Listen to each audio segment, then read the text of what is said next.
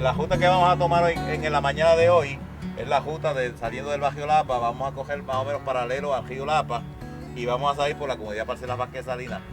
Hay otras alternativas para entrar a este lugar, pero nosotros vamos a coger esta porque es la más benévola de todas las entradas y es una que conocemos bastante bien. Respondiendo a una invitación del ecólogo Alexis Molinares, nos disponemos a acompañar a un grupo comunitario que pretende que se declare como reserva natural el Cerro Planadas, entre Calley y Salinas.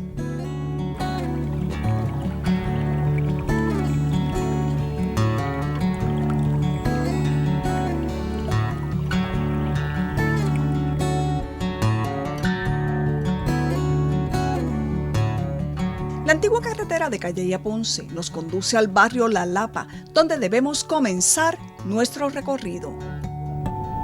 Pero de esta vamos a tener una vista panorámica mucho más extensa que de las otras. Y se ve desde Calley hasta el mismo municipio de Salinas y puede ver en un día claro, como se ve de hoy, puede ver hasta la isla de Caja de Muertos y esas cosas por allá. Un aura tiñosa de esas aves que abundan en el área sur de Puerto Rico nos da la bienvenida. A la distancia, los elevados de la autopista Luis A. Ferré nos sirven como punto de orientación. Estamos bien distantes del lugar a donde el chofer debería encontrarnos al final del día. Sin duda alguna que estamos contemplando una de las vistas panorámicas más espectaculares que hay en Puerto Rico, ¿verdad? Es una vista que nosotros los puertorriqueños tenemos con mucha regularidad porque descendemos de este punto hacia el área del sur de Puerto Rico, pero a veces bajamos con tanta prisa, velando la seguridad de los vehículos, no nos fijamos de la naturaleza tan extraordinaria que está en los alrededores y de unos esfuerzos que están desarrollando un grupo de ciudadanos del área de Calley y Salinas por preservar este lugar como una reserva natural. El Comité de Prodefensa del Cerro Planada y áreas adyacentes, no otra cosa que una iniciativa comunitaria para garantizar que se conserve este pedazo de naturaleza tan importante aquí entre estos dos municipios de Calley y Salinas. Bueno, pues vamos a ver si aguantamos la primera hora, aunque sea. Estamos listos, señores, vamos. Un ecólogo, un biólogo, un arquitecto y un arqueólogo son parte del grupo que se ha dado a la tarea de que se declaren estos terrenos como la Reserva Ecológica y Cultural Planadas Yeyesa. Señores, son las 8:30. No hemos caminado ni 2 minutos. Prácticamente nos faltan 7 horas con 50 minutos de caminata. Vamos a ver qué pasa.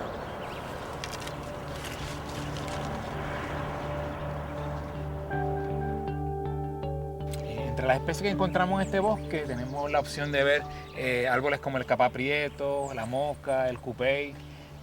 Muchas de estas especies son especies que han ido recuperando poco a poco. Este bosque es un bosque secundario en la medida que esto aquí fue trabajado para la agricultura intensamente y simplemente se dejaron los árboles que servían para la sombra del café, algunas especies maderables que se quedaron en el lugar, pero poco a poco el bosque ha ido moviéndose en la dirección de convertirse en un bosque ya maduro en la medida que no tengamos actividad agrícola que corte. Ese arbolito que tenemos ahí, ¿ese es un Ese es capá? un árbol de capaprieto, que es una de las maderas nobles de Puerto Rico, de los árboles que utilizamos para trabajo artesanal, para construcción, que es uno de los valores que tenemos aquí, entre otras especies que vamos a ver más adelante en el resto de la caminata. Pues vamos a seguir, ¿Seguimos? que yo creo que por aquí hay hormigas. Hay hormigas, ¿sabes? sí, eso es parte de los habitantes de este lugar también. Las estoy sintiendo. Vamos, continuamos. La protección y conservación de unas 1.500 cuerdas de terreno es el reclamo de este grupo comunitario. la diversidad de flora y fauna, yacimientos arqueológicos y los restos de una comunidad agrícola que permaneció aislada por muchos años son algunos de los valores que tiene este lugar. Estamos aquí, ya empezando a caminar el camino de Cerro Planada, y vemos la primera evidencia de ocupación humana para la agricultura que este lugar tuvo por mucho tiempo. Aquí vamos a encontrar los restos de las tradicionales casas campesinas de madera, en un principio construidos con yagua, penca y otros materiales parecidos, y eventualmente ya para principios del siglo XX construidas con madera y zinc, pero manteniendo la misma forma y los mismos principios de construcción que se documentan desde el siglo XVIII. Mucha de la madera que posiblemente utilizaban para la construcción se extraía del mismo bosque, porque aquí hay maderas preciosas de mucho valor, como mencionamos el capaprieto, hay árboles de mucha durabilidad que resistían, ¿verdad? La madera muy fuerte, para eventualmente pudieran utilizarse no solo para la construcción, se utilizaban para quemarla, como combustible, para... Eso es cierto, Alexis. No hemos hecho un censo de qué está hecho cada zoco, pero sabemos que entre otros el higuerillo, capaz y ausubo debieron haber sido utilizados para preparar estos zocos que resisten de lo más bien puestos dentro de la tierra, y se puede notar las muescas con las que preparaban con hachuelas y machetes para poder acomodar las distintas piezas de madera. O sea, las piezas se encajaban unas con otras y eso le daba mayor resistencia a la estructura.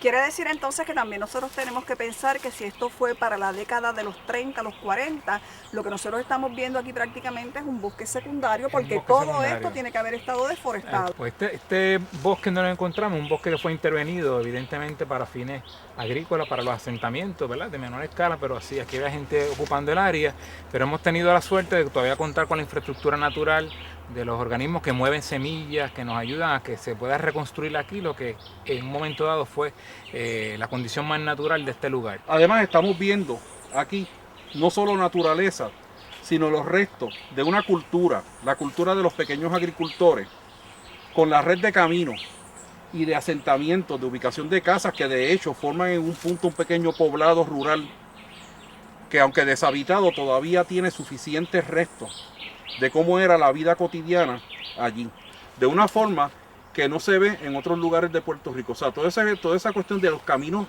llamados caminos reales, que le decían en algunos sitios, las veredas, los lugares donde se encuentran estas casas campesinas y la existencia de yacimientos arqueológicos, todo hace de este lugar un lugar culturalmente importante, que también estamos tratando bajo el concepto de un paisaje cultural, además de sus valores naturales indiscutibles. Y esto lo vamos a ver más adelante. Mira qué interesante el resto del recorrido.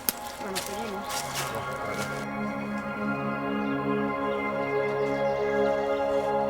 Los árboles frutales que vamos encontrando a la orilla de la ruta son el mejor indicio de los asentamientos poblacionales que hubo en la región.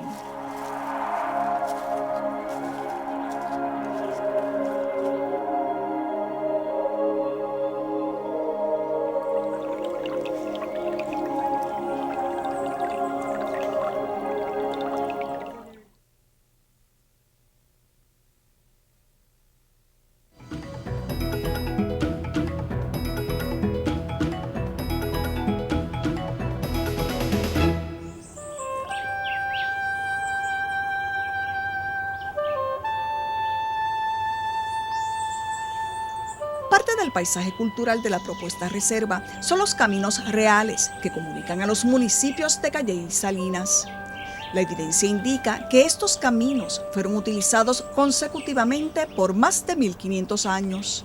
Esa ruta que hoy seguimos atesora las huellas que dejaron nuestros antepasados indígenas y criollos. Bueno, estamos aquí cerca de donde era la casa de mi bisabuelo Isidro Martínez. Él tenía una finca aquí, una finca bastante grande, unas 36 cuerdas eran esta finca. Y aquí dentro de esta finca pues todavía podemos ver lo que era la letrina de las casas. Estas letrinas pues fueron relativamente modernas. Estas fueron ya regaladas para finales de la época del 50 y se regalaba la plataforma y las vigas de... Si ven esta viga, ¿ven? Aquí, esta es una plataforma, esta, y el cajón, esto venía todo en varias piezas. ¿Y cómo se transportaban esas letrinas hacia acá? Bueno, estas letrinas, el campesino tenía que transportarlas o a caballo o al hombro, ¿verdad? Porque no había carretera. Era sumamente difícil y el campesino, obviamente, en este lugar no tenía una vida fácil. Era una vida dura, agitada, ¿verdad? Y era más una lucha por sobrevivir, más que por cualquier otra razón. ¿Y usted se crió aquí? ¿Hasta qué edad vivió aquí? Yo me crié aquí hasta que iba a cumplir, 2 semanas antes de cumplir 17 años me mudé. La propuesta reserva es un área de transición entre la zona seca del sur y la húmeda de montaña. Una zona de vida muy similar a la del bosque de Sosúa. En la medida que vamos descendiendo, entramos en la zona de vida de bosque seco y van apareciendo árboles como el almácigo, típicos de las partes más bajas. La flora y fauna tiene componentes de ambas regiones. Más aún, el área contiene una importante cuenca hidrográfica formada por el río Lapa, que posee numerosas quebradas y manantiales. Esta cuenca suple de un manto de agua subterránea al acuífero del sur. ¿Y todas estas piedras? Fíjate, eso te iba a comentar, esta cañada que tú ves aquí, como ella, hay cientos aquí en el área del río Lapa y son importantísimas porque son un instrumento de captación de agua gracias a la capa vegetal que la rodea, ¿verdad? En la ladera, son laderas de 45 grados, ¿verdad? O más. Y entonces toda el agua va a concentrarse en este tipo de cañada, va a llegar al lecho del río y eventualmente pues al río abajo, al acuífero de Salinas, que tú sabes que tiene problemas con intrusión de agua de mar ahora mismo. Sí. Pues esto es importante porque entonces este río Lapa está tratando de alimentar ese acuífero y evitar que esa intrusión siga ocurriendo en la costa. Fíjese, es bien interesante porque este tipo de cañada, aun cuando está bien seca en este momento, sabemos que estamos ahora mismo pues, a bastante elevación, no sé exactamente a cuántos metros estamos sobre el nivel del mar, pero sí puedo escuchar más adelante que los automóviles transitando por la autopista y pensamos entonces en ese acuífero del sur.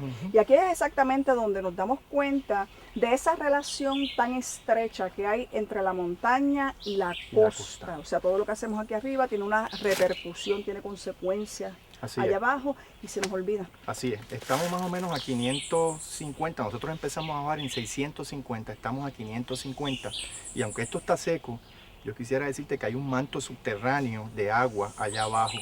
A pesar de que vamos a llegar al río y vamos a ver un lecho un poco seco y el caudal es reducido, hay un manto grande que todavía se encuentra debajo de la tierra y que está alimentando ese acuífero. ¿Ok? Pues vamos a hacer, porque nos faltan unos cuantos metros todavía.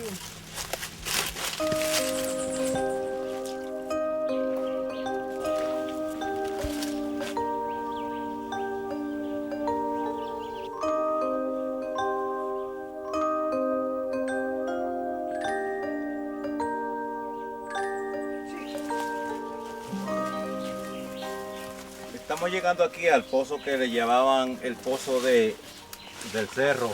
Este pozo aquí, pues, lo pueden ver como brota el agua de debajo de la piedra.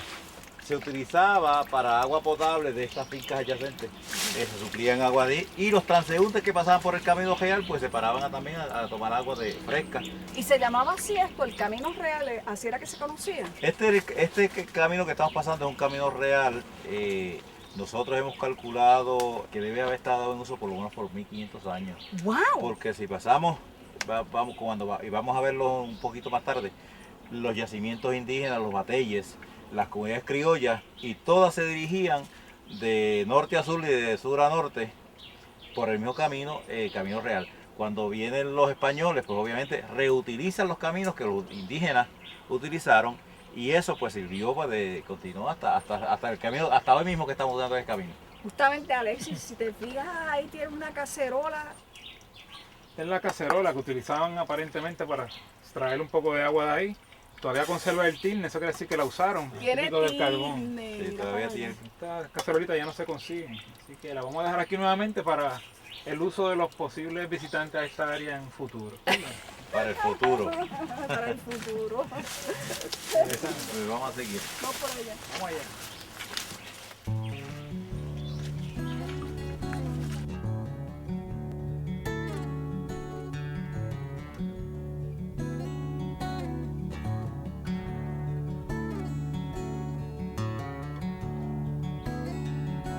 Una parte del resto del grupo nos permite saborear las frutas que vamos encontrando en el camino. Echar mano de una guanábana dulce como el azúcar fue remontarnos a nuestros años jóvenes en los campos de Puerto Rico. Sin duda alguna, ya alguien lo dijo, la fruta ajena siempre es la más dulce.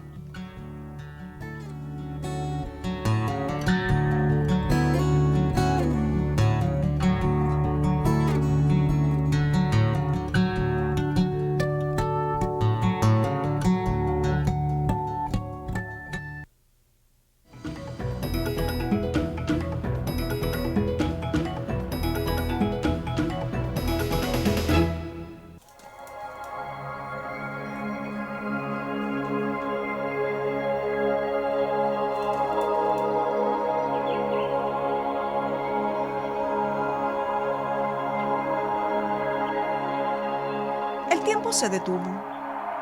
Las ruinas de un viejo cafetín, una cama de hierro y una antigua máquina de refrescos nos transportan a una comunidad donde existían colmados, una iglesia, una escuela y hasta sitios de bailes. Las tormenteras, que formaron parte de la vida de los lugareños para resguardarse en tiempos huracanados, todavía están en pie. La gente se fue, pero quedaron las memorias. Como pueden ver, esta tormentera aquí todavía se conserva bastante bien. Esta tormentera fue construida por mi abuelo en la época, en la primera mitad del siglo XX. Debe tener ya como 60 años de construida. Mi hermano mayor, Enrique, y yo nacimos en esta área, ¿verdad? Ahora, la estructura, si ustedes ven aquí el zoco central, es un zoco de capa prieto, como lo llamamos, y está en unas condiciones excelentes. ¿Y cómo es posible que esto se haya conservado? Porque esto tiene que haber pasado 2 o 3 huracanes, ¿no? Primero, podemos ver que prácticamente es un prisma triangular que no tiene paredes horizontales, sino que son 2 techos que definen toda la estructura por dentro, y eso, pues, es una forma, como podríamos decir, más aerodinámica, que permite que el viento pase y la estructura le haga menos resistencia y no se levante. En este caso, la tormentera, a diferencia de la casa, se pone a ras con el suelo y entonces no se crea fuerza de viento por debajo de la estructura que la pueda levantar, que ha sido la desgracia con muchas de las casas como tales.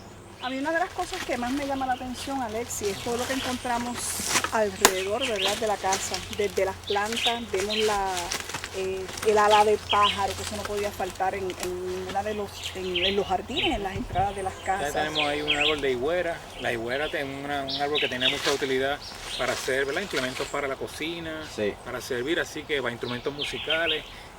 La malla, que estaba rodeada de malla, se utilizaba en Puerto Rico, se sembraba con fines de seguridad, que es una planta bien impenetrable. La malla era lo que vino a reemplazar al alambre eslabonado o el cyclone fence. ¿Qué pasó que se fueron? La transportación aquí tenía que ser a caballo, prácticamente, o mulo, ¿verdad? Porque no había carreteras, no había bicicletas, no había aquí. Los caminos de aquí no han sido transitados ni tan siquiera por bicicleta, ¿verdad? Son caminos mecánicamente vírgenes, porque el transporte más pesado que va a hacer aquí son las 4 patas de un caballo, ¿sí? Muchos de ellos, y yo tengo muchos familiares que hicieron eso, que salieron de este sitio, que eran autosuficientes, y entonces se fueron a las barriadas y vivían en una pobreza mucho más extrema que la que nosotros vivíamos aquí en este campo. Unas terrazas de siembra, prácticamente inexistentes en otros lugares de la isla, evidencian la práctica de una agricultura sustentable. Ahora nos encontramos en uno de los mejores ejemplos que quedan de las antiguas terrazas de cultivo que abundaron en esta zona de Planada. Tenían un doble propósito. Uno de ellos, facilitar el cultivo del terreno al agrupar las piedras, ya que esta tierra, por naturaleza, tiene muchas pequeñas piedras volcánicas. Entonces, al separar la piedra de la tierra y crear estas terrazas, se conseguía superficie cultivable para diversos productos. En Canarias y ciertas otras partes del Mediterráneo europeo existe la costumbre de agrupar la piedra y hacer terrazas de cultivo. Y es muy probable de que esto haya sido traído como una influencia de los canarios cuando empezaron a ocupar estos terrenos, posiblemente para fines del siglo XVIII o principios del XIX. Aunque el origen de estas terrazas todavía es un misterio, las mismas revelan la práctica de una agricultura que tenía mucho conocimiento sobre el aprovechamiento de los recursos y su reuso. Una mirada diferente a las prácticas agrícolas del Puerto Rico del pasado. Para completar el escenario cultural en Planadas, existen sitios donde se asentaron nuestros antepasados indígenas. Nosotros nos encontramos en Calle, en la cordillera central, ¿verdad? Eso es así. Entonces es interesante, nos encontramos a varias millas de la costa, más cercana, y entonces de momento empezamos a ver aquí organismos marinos, conchas de organismos marinos que no han sido traídos, ¿verdad?, por fenómenos geológicos ni formación de la isla. Todo esto responde a un gran basurero indígena que de cada una de estas especies pues fueron comercializadas o en un instante cambiadas, ¿no?, por otros bienes económicos, ¿ves? Entonces, esto lo que nos indica, como es bastante el basurero, que pudo haber estado viviendo aquí una población bastante alta de indígenas. Estamos hablando de 1500 años más o menos de habitación de nuestros antepasados aquí. El yacimiento arqueológico se compone de restos de una aldea precolombina, bateyes, cuevas ceremoniales y petroglifos. La conservación de este lugar es urgente ante el saqueo de los petroglifos. Y tenemos un área específicamente que es toda esta parte que más bien corresponde a un batey tipo rectangular. En un tiempo este batey pues estuvo completo, dado la circunstancia de que tenemos unas personas que se dedican al saqueo continuo del lugar y estamos pues viendo daños irreparables de toda esta área que es bien importante para la historia de este país. Tras caminar por más de 8 horas, por fin nos acercamos a la colindancia de los municipios de Calle y Salinas. Con nuestro punto de partida en el Cerro Las Planadas como telón de fondo, aprovechamos para concluir nuestra caminata. Salvia, lo que me faltaba, Dios mío. Hemos encontrado varias cosas medicinales, ¿verdad? Sí, muchas plantas medicinales. Un botiquín aquí en esta área. Muchos frutales, sin duda alguna que este lugar es una maravilla. ¿En qué estatus nosotros estamos con lo de la reserva? Bueno, ya después de 7 años logramos que la legislatura y el gobernador se pusieran de acuerdo y firmaran la ley, la 192. Acaba de ser nombrada como reserva en diciembre pasado, así que es la reserva más joven que tenemos en Puerto Rico actualmente en estatus legal, ¿verdad? Y hemos constituido un comité interagencial con el Departamento de Recursos Naturales, la Autoridad Carretera y otras personas para darle impulso a la segunda fase, que entonces sería la compra de los terrenos, la limitación de las fronteras de la reserva y los inventarios de flora y fauna, que ya tenemos bastante adelantado eso, ¿verdad? Porque nosotros en los 7 años que hemos ido trabajando, pues hemos ido adelantando eso, pero que ahora formalmente pues tenemos que someterlo al Departamento de Recursos Naturales y Ambientales como mandato de ley. Alexis, y me parece que es muy significativo este esfuerzo que está realizando este grupo comunitario, que una vez más sirve de ejemplo para lo que tienen que hacer las comunidades alrededor de Puerto Rico, ¿no? Definitivamente, de un tiempo para acá las comunidades se han organizado, han identificado áreas que necesitan atención, protección, y no simplemente la han identificado, sino se han movido proactivamente a la legislatura, procurando la legislación necesaria para la designación formal de estos espacios. Y eso no ha quedado ahí, sino que además de esa designación formal, han propiciado la toma de datos, han buscado la participación y colaboración de otras entidades, y este es el ejemplo que tenemos en esta reserva recién creada.